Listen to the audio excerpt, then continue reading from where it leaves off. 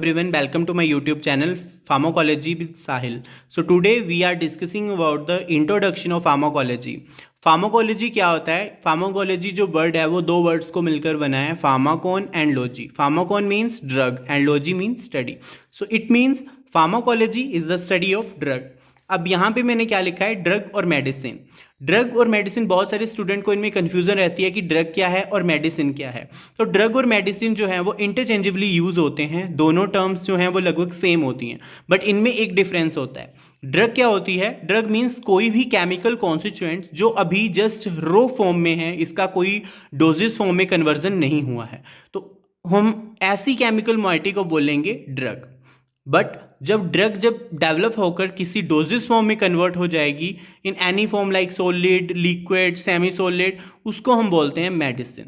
ठीक है. So drug क्या होती है? कोई भी ऐसा केमिकल कॉन्स्टिट्यूएंट जब वो डोजेस फॉर्म में कन्वर्ट नहीं हुआ है, वो रो फॉर्म में प्रेजेंट है. और मेडिसिन जब वो कोई ड्रग जो है या केमिकल कॉन्स्टिट्यूएंट है वो डोजेस फॉर्म में कन्वर्ट हो जाता है, that is called as medicine. अब हमारे पास कोई भी टैबलेट है. अब इसमें हमारे पास दो मेन कॉम्पोजिशंस होती हैं, एपीआई की एंड एक्सीपिएंट्स की. सो एपीआई क्या होते हैं? Active pharmaceutical ingredients. And excipients क्या होते हैं? और एक्सीपिएंट्स को हम एडिटिव्स भी बोलते हैं. लाइक एक्टिव फार्मास्यूटिकल इंग्रेडिएंट्स क्या है? इनकी प्रॉपर्टी होती है, these are main actual ingredient जो किसी डिसीज़ को ट्रीट करने में हेल्प करता है. और जो एक्सीपिएंट होते हैं इनकी ऐसी कोई प्रॉपर्टी नहीं होती है ये कि किसी पर्टिकुलर डिसीज़ को जाकर ट्रीट कर रहे हैं. ये जस्ट हम ड्रग को ईजी एडमिनिस्ट्रेशन उसका करवाने के लिए हम ड्रग के साथ ऐड करते हैं, तभी इनको हम एडिटिव्स बोलते हैं. Like volume enhancement, disintegrants, binders, size, taste, इन सबको हम इन्हांस करने के लिए, जिससे कि हमारी एडमिनिस्ट्रेशन जो है वो इजी हो जाए, इसके लिए हम एक्सीपिएंट्स को यूज़ करते हैं. लेकिन जो एक्चुअल काम होता है किसी डिसीज़ को ट्रीट करने का, वो होता है हमारा एपीआई का, एक्टिव फार्मास्यूटिकल इंग्रेडिएंट का. तो जब हम फार्माकोलॉजी में पढ़ेंगे तो हम मेडिसिन ना पढ़ के हम ड्रग की बात करते हैं. क्यों? क्योंकि हम एक्चुअल फार्मास्यूटिकल एक्टिव इंग्रेडिएंट की बात करते हैं. अब ड्रग क्या है? अगर हम किसी को पूछते हैं व्हाट इज़ ड्रग, तो आंसर आता है कि बेसिकली ऐसा एजेंट जो किसी डिसीज़ को ट्रीट करने में हेल्प करता है. Right? Absolutely right. Nothing is wrong with this, but actually drug का एक काम नहीं होता है. ठीक है. तीन चीज़ें ये परफॉर्म करती है: डायग्नोसिस, प्रिवेंशन एंड ट्रीटमेंट. अब अगर हम पहली डायग्नोसिस की बात करते हैं तो इसमें मैंने लिखा है एक्सरे. ठीक है. अब मेनली डायग्नोसिस में तो हम मशीनरीज यूज़ करते हैं, मशीन्स यूज़ करते हैं हम किसी भी डिसीज़ को डायग्नोस करने के लिए या किसी डिसऑर्डर को डायग्नोस करने के लिए. राइट?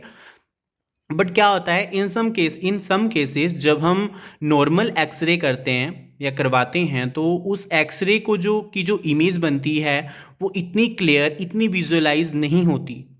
ठीक है. उतना क्लियरली विजुअलाइज नहीं हम कर पाते, तो उसको डायग्नोस करने में डिफ़िकल्टी आती है. तो उस कंडीशन में हम क्या करते हैं? हम कुछ उसको इन्हांस करने के लिए, विजुअलिटी और क्लैरिटी को इन्हांस करने के लिए, इम्प्रूव करने के लिए हम ओरल रूट से कुछ ड्रग्स देते हैं. ठीक है.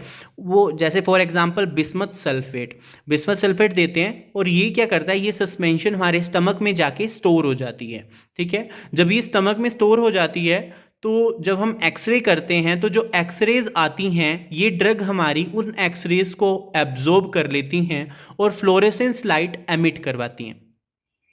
ठीक है. और जब फ्लोरेसेंस लाइट एमिट होती है, उसकी वजह से जो एक्सरे होगा वो बहुत क्लियर आएगा, इजीली विजुअलाइज होगा और हम इजीली उसको डायग्नोस, इंटरप्रेट कर सकते हैं. ठीक है. तो इस तरह से डायग्नोसिस में ड्रग हेल्पफुल होती हैं. सेकंड आता है प्रिवेंशन का मतलब क्या होता है? किसी डिसीज़ के होने से पहले ही उसको क्योर कर लेना, ट्रीट कर लेना. ठीक है. उसको प्रिवेंट कर लेना. इसके एग्जाम्पल है वैक्सीन्स. अब वैक्सीन्स जैसे polio vaccine, mumps vaccine, chickenpox vaccine. अब ये क्या होता है? ये प्रिवेंटिव एजेंट्स होते हैं. हम अब जैसे कोई भी न्यूबॉर्न बेबी होता है या छोटे बच्चे होते हैं, उनको कुछ टाइम के बाद हम पोलियो वैक्सीन्स देते हैं. चाहे उनको नहीं है फिर भी हम देते हैं, ताकि उस बच्चे को हम फ्यूचर में उस डिसीज़ से प्रिवेंट करने के लिए हम वो वैक्सीन्स देते हैं. ठीक है. तो वो हुआ प्रिवेंशन. अब ट्रीटमेंट क्या है? ट्रीटमेंट मीन्स कि कोई डिसीज़ जो आफ्टर डायग्नोसिस हमें पता चला कि इसको ये डिसीज़ है या ये डिसऑर्डर है, तो डॉक्टर ने जो भी ड्रग्स प्रिस्क्राइब करी तो उन्होंने उस डिसीज़ को ट्रीट करा, like antibiotic, antipyretic, analgesic, anti inflammatory, बहुत सारी ऐसी ड्रग्स होती हैं। तो इसमें इस तरह से जो ड्रग है वो ट्रीटमेंट में हेल्प करती है। ठीक है, तो अब हम अगर फार्माकोलॉजी की बात करें तो pharmacology is totally based on these two terms, pharmacokinetic and pharmacodynamics. ठीक है, फार्माकोलॉजी दो टर्म्स में डिवाइड हुई है। ठीक है, फार्माकोकाइनेटिक एंड फार्माकोडायनेमिक। पूरी फार्माकोलॉजी में हम इन्हीं के बारे में पढ़ते हैं। ठीक है, pharmaco means drug and kinetics का मतलब होता है मोशन एंड मूवमेंट। ठीक है, motion and movement, it means movement of the drug in the body. ठीक है, और इसको बोलते हैं what the body does to the drug. ठीक है, कि ड्रग की मूवमेंट हमारी बॉडी में कहां से, साइट ऑफ एडमिनिस्ट्रेशन से ब्लड सर्कुलेशन तक। साइट ऑफ एडमिनिस्ट्रेशन क्या होगी, ओरल रूट में माउथ।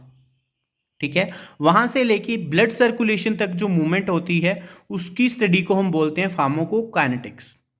ठीक है, इसमें 4 प्रोसेस होती है, absorption, distribution, metabolism and excretion. Done. अगर हम बात करते हैं pharmacodynamics, pharmaco means similar as drug and dynamics का मतलब क्या होता है, power, energy. So what the drug does to the body, कि ड्रग ने हमारी बॉडी के साथ क्या करा। It induce physiological, biological effects and their mechanism of actions.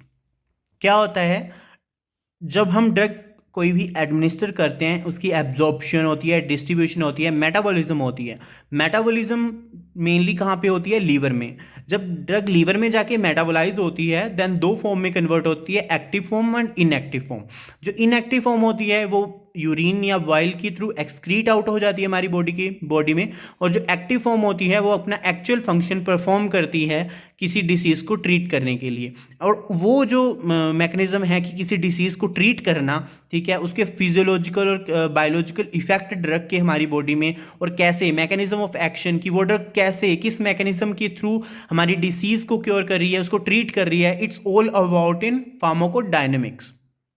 ठीक है, so the study movement of the, अब ये जो 2 टर्म हैं, what the body does to the drug and what the drug does to the body, ये 2 term जो हैं ये इन दोनों को डिफाइन करती हैं। अगर आप केडी त्रिपाठी भी देखोगे उसमें भी ये लाइन आपको मिलेंगी कि what the body does to the drug and what the drug does to the body. अब बहुत सारे बच्चों को ये लाइंस तो सब पढ़ते हैं, लेकिन बहुत सारे स्टूडेंट को इनमें कंफ्यूजन रहती है कि कौन सा किसका था, कौन सा किसका था। तो इसकी एक इजी ट्रिक है कि फार्माकोडायनेमिक्स, डायनेमिक क्या डी से याद रखोगे कि ड्रग्स पहले आएगा, कि what the drug does to the body, कि ड्रग ने हमारी बॉडी के साथ क्या किया। ठीक है, और काइनेटिक मीन्स कि बॉडी ने हमारे ड्रग के साथ क्या किया, what the body does the drug. तो क्या करा बॉडी ने ड्रग को एब्जॉर्ब करा, फिर उसको डिस्ट्रीब्यूट करवाया, फिर उसकी मेटाबॉलिज्म करवाई, फिर उसकी एक्सक्रीशन करवाई। तो ये काम किसने करवाया, बॉडी ने। और ड्रग ने क्या करा, उसने हमारे फिजियोलॉजिकल, बायोलॉजिकल हमें हमारी बॉडी में इफेक्ट शो करे। ठीक है, और उसकी किस तरह से किस मैकेनिज्म के थ्रू उस ड्रग ने एक्शन परफॉर्म करा। उसके बाद मैंने 2 टर्म्स यूज करी, disease and disorder. What is the difference, इसमें क्या डिफरेंस है दोनों में, कि डिसीज क्या होती है और डिसऑर्डर क्या होता है।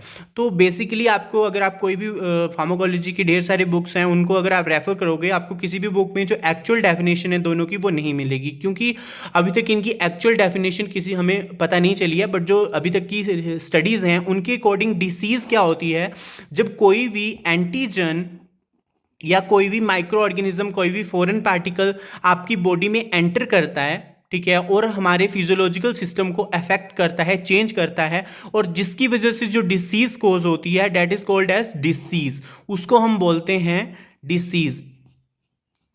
और डिसऑर्डर क्या होता है, जो जब हमारी बॉडी का कोई भी पार्ट जो है वो प्रॉपरली फंक्शन नहीं कर रहा है, ठीक है, उस वजह से जो एबनॉर्मेलिटीज आ रही हैं that is called as disorder. ठीक है, तो ये 2 टर्म हैं, डिसीज और डिसऑर्डर। डिसीज मतलब कोई फॉरेन पार्टिकल की वजह से हमारे फिजियोलॉजिकल सिस्टम में कोई चेंज आ रहा है, उसकी वजह से जो डिसीजेज हो रही हैं। और डिसऑर्डर मीन्स हमारी बॉडी के ही पार्ट्स में अगर कोई बॉडी पार्ट्स कोई अपना फंक्शन जो है वो प्रॉपरली परफॉर्म नहीं कर रहा है, उसकी वजह से जो अगर कोई अबनॉर्मेलिटीज आ रही हैं that is called as disorder. Thank you for watching this video. If अगर आपके लिए ये वीडियो थोड़ी सी भी हेल्पफुल रही है तो please like, share and subscribe my channel. Thank you.